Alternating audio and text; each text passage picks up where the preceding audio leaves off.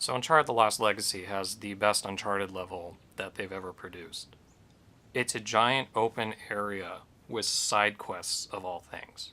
Now, it's not really side quests, they're more like collectibles. You know, like in Ubisoft, like there's even a tower at the beginning. But boy, do they do collectibles right. There are 11 collectibles, and they're all hidden behind a puzzle, each of which is based around the game's actual mechanics, like sliding, or swinging, or swimming, or shooting again. And you can go to these in any order, or just avoid them. But if you do them, you'll get a bracelet that tells you where those pesky treasures are, which is weird that it took us until this point to unlock one of those. But it's just so freeing that you can move around this giant area at your leisure in an Uncharted game.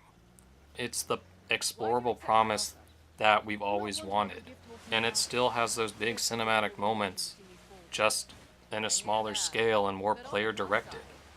Like, the whole game is the most player directed the series has ever been, and it has the best usage of the game's mechanics. Like, they introduce this new lockpick mechanic, which is very simple, but they do bring it up in interesting ways. There's even a story payoff with it near the end. The grappling hook, I mean, it was introduced in Uncharted 4, and you would think that the final boss would have you, like, grappling hook them off a ledge or something, but nope, they just came up with that stupid sword fighting thing. But no, they incorporate the grappling hook into the final battle. It's like, it's the Uncharted 4 that Uncharted 4 should have been, like, gameplay-wise. The story of Uncharted 4 is already amazing.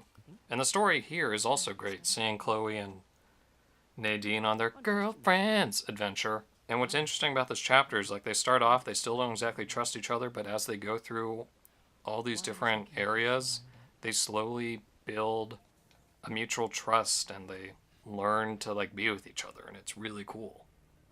Plus, it's also cool to have all those multiplayer weapons in here. Even if they're not really distributed out amongst the campaign at a reasonable rate, it is cool that they're there, give you some kind of options. There's all these optional lock boxes that you can open that have better grade weapons that you can use. And you will want to use them, especially if you're playing on harder difficulties, because enemies can get quite annoying. What is nice about the harder difficulties is that enemies don't feel very bullet spongy. You can down them with a headshot, which is, oh man, that's a whole godsend. Still getting flashbacks to 4's unbalanced hard difficulty. Trebuchet? Can't you just say catapult like a normal person? A trebuchet is a type of catapult. It can handle heavier projectiles, like this one, and fling them longer distances. Right. You learned that in your military training? I looked it up on Wikipedia, like a normal person. If you ever want to play more Uncharted, get Uncharted Lost Legacy.